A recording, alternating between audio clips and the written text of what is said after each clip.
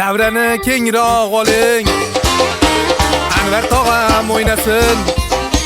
Qarsak choling realchilar. Sastafimiz yororsin. Sastafni kuchliligin ko'rib, tamandalar qo'qorsin. Sastafni kuchliligin ko'rib, tamandalar chidiyorsin. Vinijonda fintlariga Anvar tog'am uyda vorsin. Mubappede udariga realchilar mazaq vorsin. Mana shu bloger bola ham Anvar tog'a deb o'ta mon top ketdi. Ish qilib bir real yutsin-da, o'ta som so'ladi. Yur ketdi tez-tez. Malada suka kontentni bosing.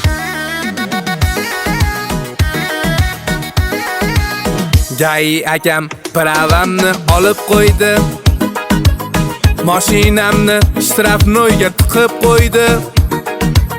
10 yilda zo'rg'a olgan pravamni bering desam, Gai akam kulib qo'ydi.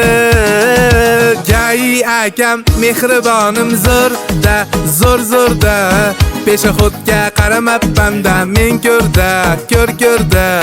Mana shu blogerning aktivi tushib ketsa, prava temasini olib chiqaveradi. Boshqa mavzu yo'qmi bu simbaga?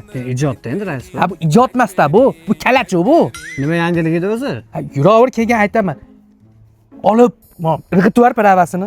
Aka bola akani Andijonda o'ta shov-shuv bo'lib ketdilar. Andijon logistika markazi o'zi nima ishlar qiladi? Aka, Andijon logistika markazi hududdagi eng katta konteyner terminali. Maydonimiz 11 gektardan ziyod. Barcha turdagi yukni qabul qila olamiz. Barcha turdagi yukni xohlagan davlatimizga jo'nata olamiz. Bundan tashqari orqada 2 ta 32 tonnalik kranimiz bor. U har birida ko'tarsak 60 tonna yukni olib boshqa transportga perigruз qilib berish imkoniyatlarimiz bor. Bojxona ombori qilib qo'yganmiz. Yuklarni saqlab, kerak bo'lsa bojxona rasmiylashtirishlarigacha qilib beramiz. Bu ko'rib turgan vagoningiz 70 tonna yuk qabul qiladi. Kerak bo'lsa 2 ta 3 ta furani yuk sig'ib ketadi. Yo'l kirasi 2-3 barobar arzon tushadi yuk jo'natuvchilarga.